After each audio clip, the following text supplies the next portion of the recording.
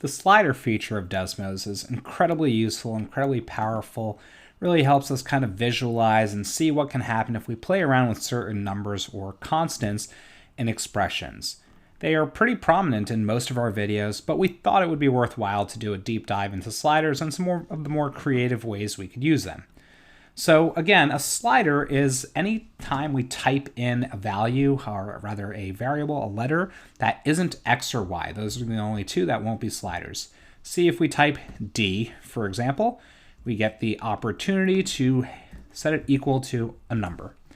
And then we get this slider that'll let us choose that number. And if we incorporate D into any other operations or functions, let's say 3 times D, right now D is set as -2.5, so 3 would be times -2.5. And we can move that around and see the adjustments that are made in the answer to 3 times D. Now let's check out some cool ways we can use sliders to solve SAT questions. First off, whenever we are looking for equivalencies, which expression is equivalent to? Or another way they like to phrase it, this equation could be expressed as or written as something else. So one thing we could do is just assign values. So we can plug in a number for 1/2 and then let's call it X. We're going to assign it a different value. So let's say we have 16 and then we want to type in raised to the 1/2 X. And again, we're going to assign this a different value. Let's call it A. So for now, A will be 1. And then what we want to do is figure out what's going to be equivalent to 16 to the 1/2, in this case, A. So it's 4 to the X. The next one was 4 to the A. The next was 8 to the A.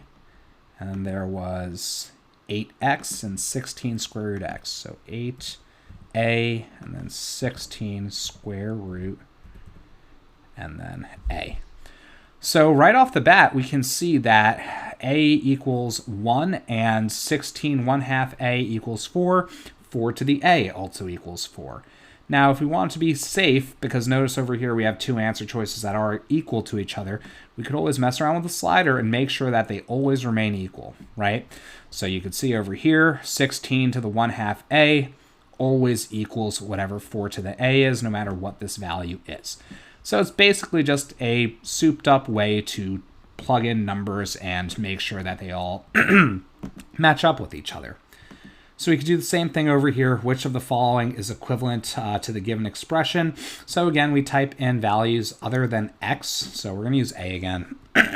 A, and then we can raise that to the 3rd plus X. And that's going to be plus A, and then squared minus X, A squared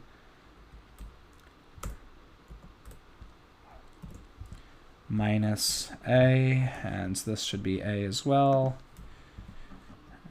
So that is plus, not equals.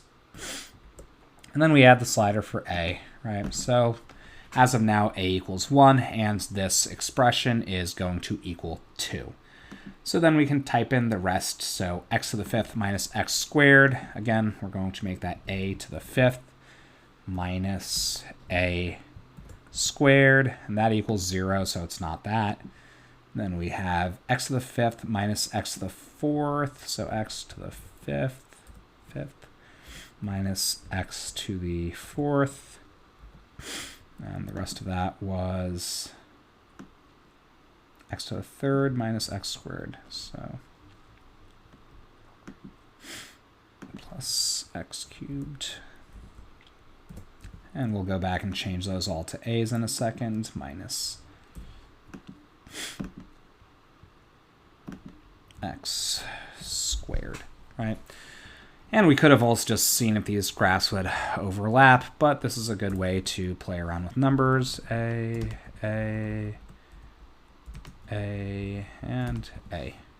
So that equals 0 as well. And then we got x cubed plus x squared. So A cubed plus A squared, and that does equal 2. And we'll play around with the slider, make sure that it always remains equal. And yes, it looks like that's the case. No matter what a is, those are going to be equivalent. And you get the idea here, right? Which of the following expressions would be equivalent to this above? You would type that in as a plus 2 over a plus 2 squared, and then just type the rest of these, set that slider, and figure out which one gives you an equivalent expression.